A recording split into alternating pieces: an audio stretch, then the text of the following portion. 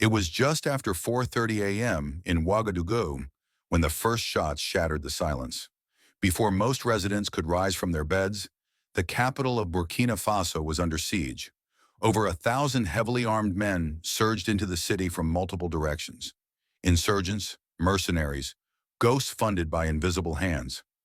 They came with military precision and an unmistakable message: bring the government to its knees. Drones circled above like scavengers, targeting military installations and infrastructure. Strategic buildings exploded in the distance, while gunfire echoed through residential blocks. This wasn't a rebellion, it wasn't even a coup. This was war, planned, calculated, and cold. A war meant to erase a government and throw a nation into darkness. But they didn't count on Captain Ibrahim Traoré. At just 37, Captain Traoré has become a symbol of defiance in a region plagued by instability. Since seizing power in 2022, he has refused to play the game that so many before him did. The game of dependency, of compromise, of waiting for foreign aid while his people suffered. Traoré cleaned out corrupt officials, rebuilt fragmented local defense units, and preached a vision of self-reliance. His critics called him radical. His people called him hope. And when chaos came knocking at the gates of the capital, Traoré didn't hesitate. He didn't flinch. He launched Operation Thunder, a military response so swift and precise, it stunned analysts around the globe. In just 60 minutes, the streets were retaken, the invaders driven back, and over 1,000 attackers neutralized. The capital stood, bloodied but unbroken. And yet, in the hours that followed, as families emerged from their homes and soldiers embraced in the streets, a different kind of assault began. Not with bullets, but with headlines. Crackdown in Burkina Faso, excessive force by military junta, growing concerns over human rights violations. The same international media that had been silent when jihadist groups torched villages and kidnapped schoolchildren now had plenty to say.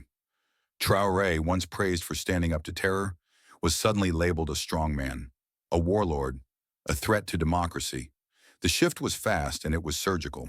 The battle for perception had begun, and this one wouldn't be fought on the streets of Ouagadougou, but in the minds of millions around the world. What those headlines didn't mention was the bigger picture, the reason behind the assault. Burkina Faso, like much of the Sahel, has long been treated as a pawn in a global game. Natural resources quietly extracted, local leaders supported or removed depending on who they served. Generations raised under the weight of foreign interference disguised as development. But Traoré rejected that path. He cut military ties with old colonial powers. He turned instead toward Russia, China, Turkey, not for ideology, but for sovereignty, for leverage, for choice. And in doing so, he broke the unwritten rule. Don't act unless you're told to. Don't build unless we approve. Don't rise without permission. That's what made him dangerous. So when the capital was attacked, it wasn't just about control of a city. It was about sending a message, to punish defiance, to fracture the narrative, to destabilize a symbol. But Traoré responded not only with weapons, but with will. He unleashed a new kind of warfare. Locally manufactured drones, real-time intelligence, satellite-guided responses, and lightning-fast ground units. His army didn't just survive the attack. They outmaneuvered it, outsmarted it, and reclaimed their home inch by inch. It was a masterclass in modern, asymmetric defense. And yet the aftermath didn't focus on the miracle of the victory. It focused on the cost. Not the families saved, but the bodies left behind. Because this war isn't just about Burkina Faso. It's about the story Africa is allowed to tell. For too long, the continent has been defined by others. Its crises amplified, its victories erased. When a leader fails, he's shown in every newspaper. When one succeeds, the silence is deafening. Traoré is rewriting that script, and the world isn't ready. He's not a puppet.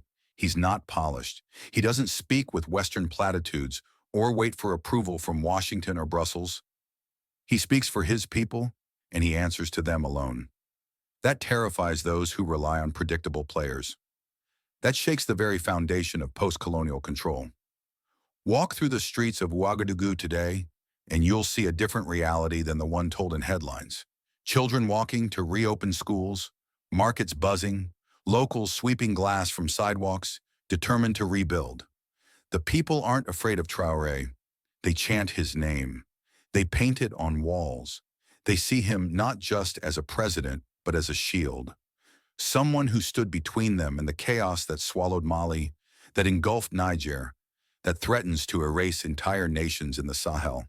They remember the years before him, the broken promises, the foreign soldiers, the endless press conferences that led nowhere. Now they see action, results, and that kind of loyalty can't be faked. It can't be spun.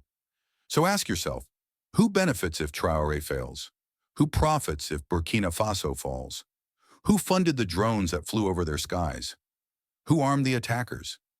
And why, when a country dares to defend itself without foreign permission, does the world suddenly find its voice in condemnation?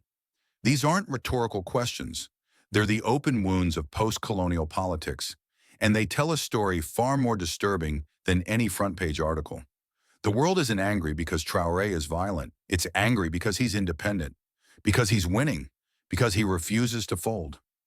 In the end, Traoré's real battle may not be with mercenaries or insurgents. It may be with narratives, with perception, with the voices that shape what the world believes. He fights enemies with weapons, yes, but he also fights a machine that edits truth, that twists outcomes, that punishes success when it doesn't follow the script. He's learned that sovereignty isn't just taken in battle. It's protected in every word, every frame, every broadcast. And he's not backing down, not in the face of bombs, not in the face of condemnation, not even in the face of isolation.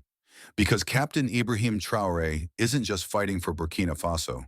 He's fighting for the right to write his own chapter, to build a future without being told what it must look like. He's fighting to prove that nations like his, proud, poor, determined, don't need saving. They need space. They need respect. They need to be heard, not handled.